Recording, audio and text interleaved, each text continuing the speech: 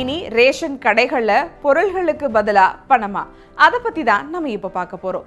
Ration கடைகள் மூலமா அரிசி, சர்க்கரை, எண்ணெய் போன்ற பொருட்களை வழங்குவதற்கு பதிலா அதற்கான பணத்தை நேரடியாக மக்களின் வங்கி கணக்கில் செலுத்தும் திட்டத்தை மத்திய அரசு விரைவில் கொண்டு வர இருக்கிறதா தெரிவிக்கப்பட்டிருக்கு.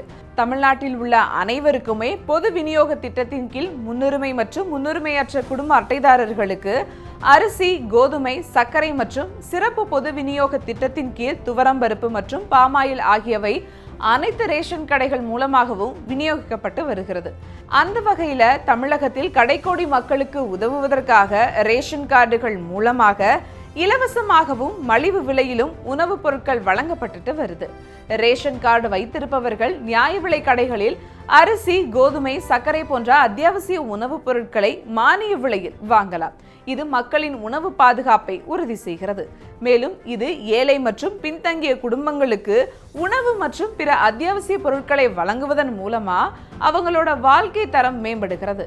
ரேஷன் கார்டு வைத்திருக்கும் பயனாளிகளுக்கு மட்டுமே இந்த உதவிகள் கிடைக்கும். இந்த வகையில தமிழ்நாட்டை பொறுத்தவரை முன்னுரிமையற்ற குடும்ப அட்டை, முன்னுரிமை குடும்ப அட்டை, சர்க்கரை விருப்ப அட்டை, அந்தியோதயா அன்ன யோஜனா மற்றும் பொருள் இல்லா அட்டை என 5 வகையான ரேஷன் அட்டைகள் செயலில் இருக்கு.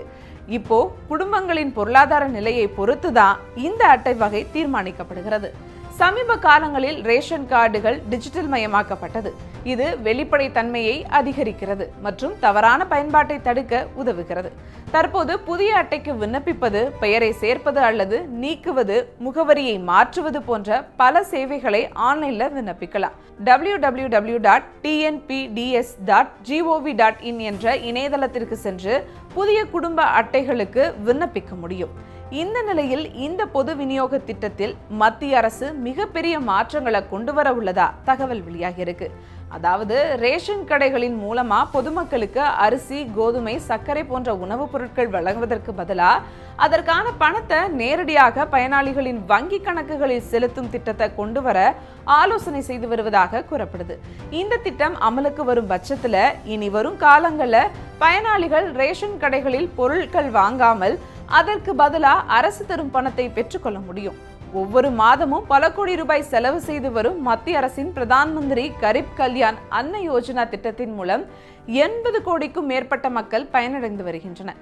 இருந்தாலும் இந்த திட்டங்களை செயல்படுத்துவதில் பல்வேறு முறைகேடு நடப்பதாகவும், போலியான ரேஷன் கார்டு மூலமா பலர் பயனடைந்து வருவதாகவும், ஏழை எளிய மக்களுக்கு ரேஷன் பொருட்கள் கிடைக்காமல் வருமான வரி செலுத்துபவர்கள், ஜிஎஸ்டி வரம்பிற்கு வருபவர்களுக்கும் இந்த இலவச திட்டங்கள் மூலமா பயனடைந்து வருவதாகவும் தொடர்ந்து குற்றச்சாட்டு எழுந்த வண்ணம் தான் இருக்கு. இது போன்ற மோசடிகளை தடுக்கவும், உண்மையான இலவசம் தேவைப்படும் ஏழை எளிய மக்களுக்கு உதவி சென்று சேர்வதை உறுதி செய்யவும் இ-ரூபி என்ற புதிய டிஜிட்டல் முறையை கொண்டு வர மத்திய அரசு ஆலோசித்து வருவதாக கூறப்படுது. இந்த தொழில்நுட்பத்தின் மூலம் ஒவ்வொரு பயனாளிகள் மொபைல் எண்ணிற்கு ஒரு மாதத்திற்கு 500 அல்லது 1000 ரூபாய்க்கு டிஜிட்டல் வவுச்சர் அல்லது டோக்கன் வழங்கப்படும் என்று, அதன் மதிப்பு ஒரு குடும்பத்தில் உள்ள உறுப்பினர்களின் எண்ணிக்கையை பொறுத்து மாறுபடும் என்றும் கூறப்படுகிறது. இந்த தொகையை கொண்டு பயனாளிகள் ரேஷன் கடைகளிலும் அல்லது வெளி சந்தைகளிலும் பொருட்களை வாங்கிக் கொள்ள முடியும்.